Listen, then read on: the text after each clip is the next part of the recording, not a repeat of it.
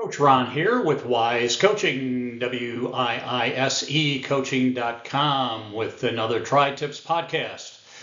In this podcast, I'm going to talk about going faster. In the beginning, it was just about getting through the race, surviving the race, and after you do your first one, it's like, okay, I know I can do better than that.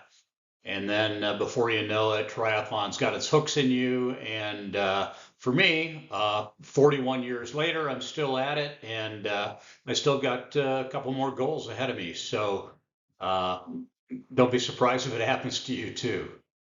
All right. So who wants to go faster? Well, again, the initial goal is simply to survive your first triathlon, whatever distance that is. And most of us start with sprint distance races, and we work our way up until we finally want to get to an Ironman. But I've got coaching clients actually that right now are starting out with a half Ironman. They're just going to skip right over the sprint and Olympic distance and go right to the half. Hey, good for you. And as you would expect, their first goal is just to survive it. It's not to try to podium or anything like that.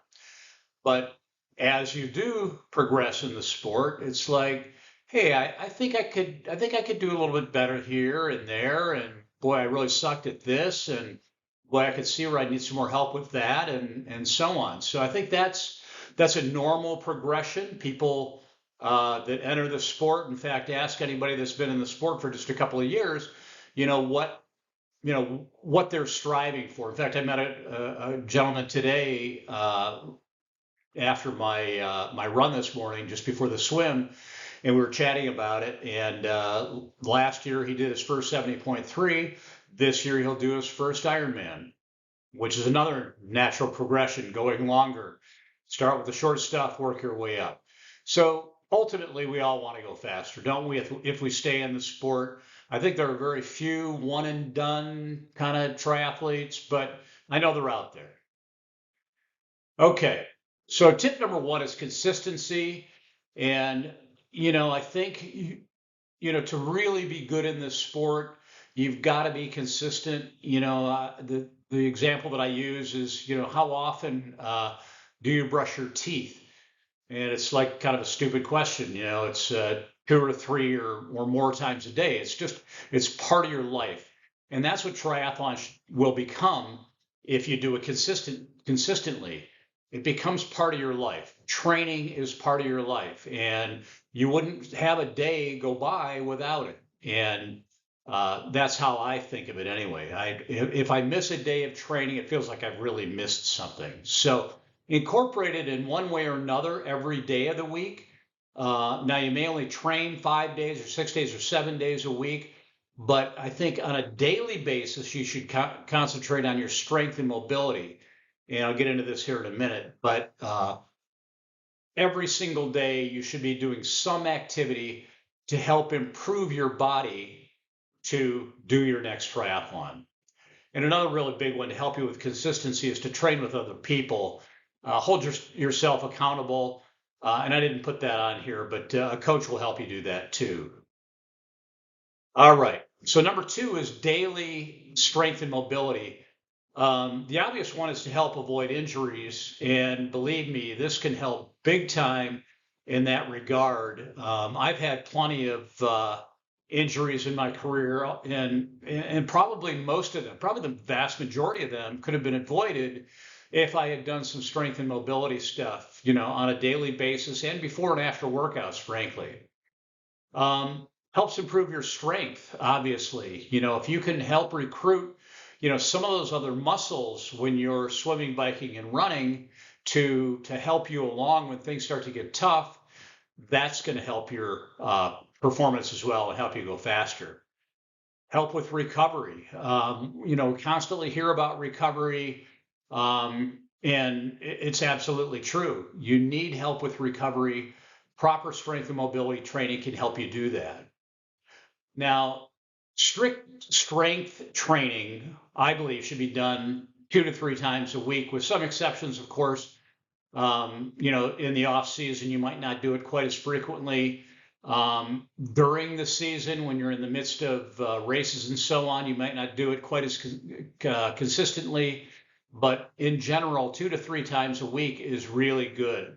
What I tend to do is I'll try to do strength training 3 times a week in the off season, and I'll do a little bit heavier weights, for example. When I'm in season, it's typically twice a week. My days are usually Tuesday, Thursday. Those are my big days. I do triples on Tuesdays and Thursdays, which simply means that I do bike, run, and strength training Tuesdays, Thursdays, so 3 a day on those days. And then I do mobility daily. I've had a lot of foot and ankle problems. Hopefully, you're avoiding those, but I've had shin splints.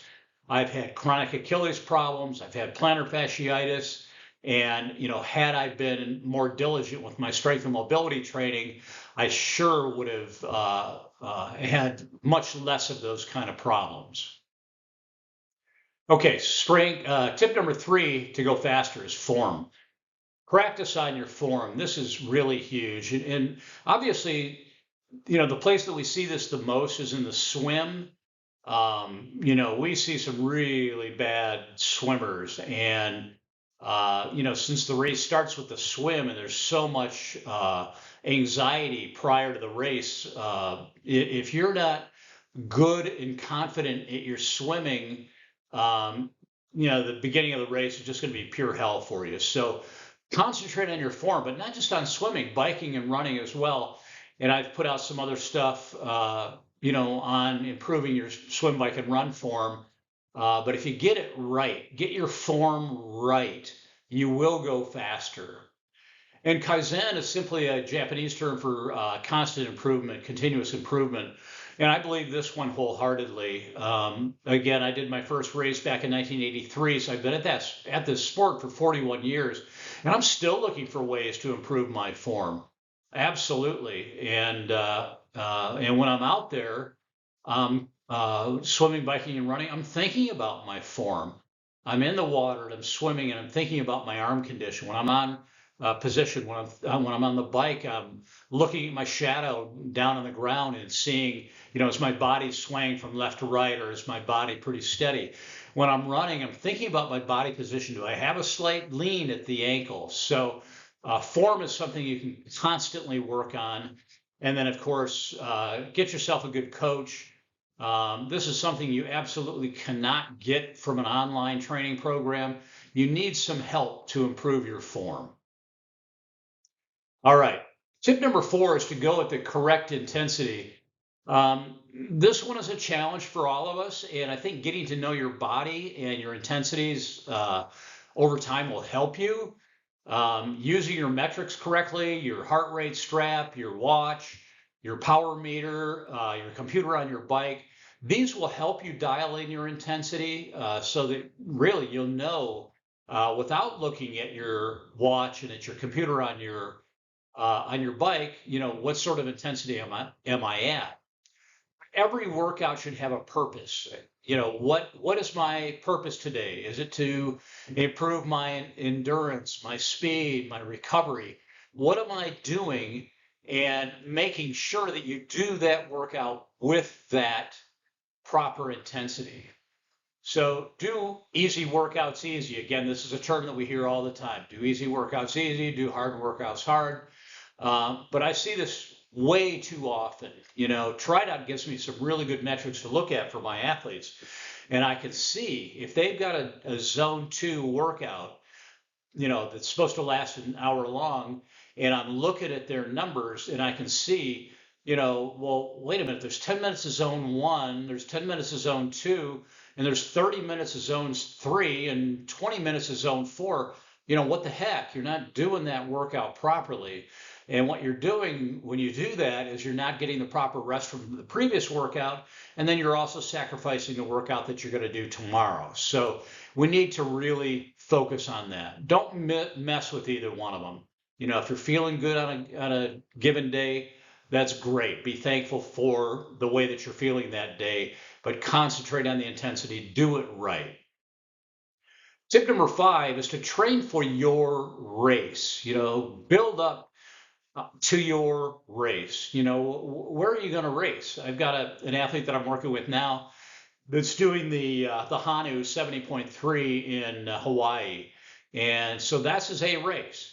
So what are we going to do to build up to that? Well, every race has its own demands. That race in particular is, if you know anything about the island of Hawaii, it's hot and it's humid and it's windy. So what are you going to do? You're going to adjust your training to focus on that. It's also hilly, so you want to make sure that you focus on that. So structure your training in terms of distance. You want to make sure that you're doing enough, but you're not doing too much.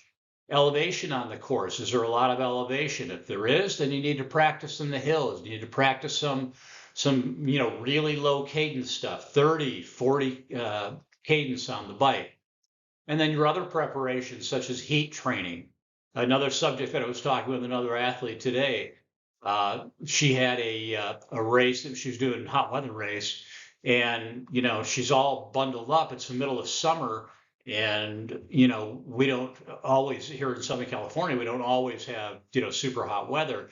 So you're riding around with long tights on, and you're riding around with a jacket on in the middle of summer. It's like, wow, does that make any sense to do that? Well, it depends on what your race is.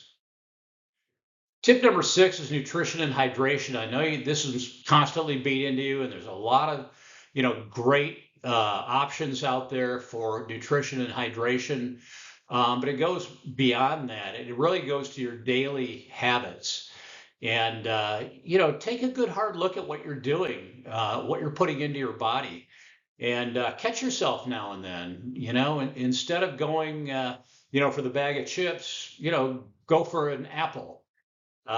Instead of going for the fast food, find a healthy substitute for that. Don't be lazy with your eating habits. Eat less processed foods. I've got my race coming up. It's actually a week from today that I'm recording this. So I've cut out all soda pop.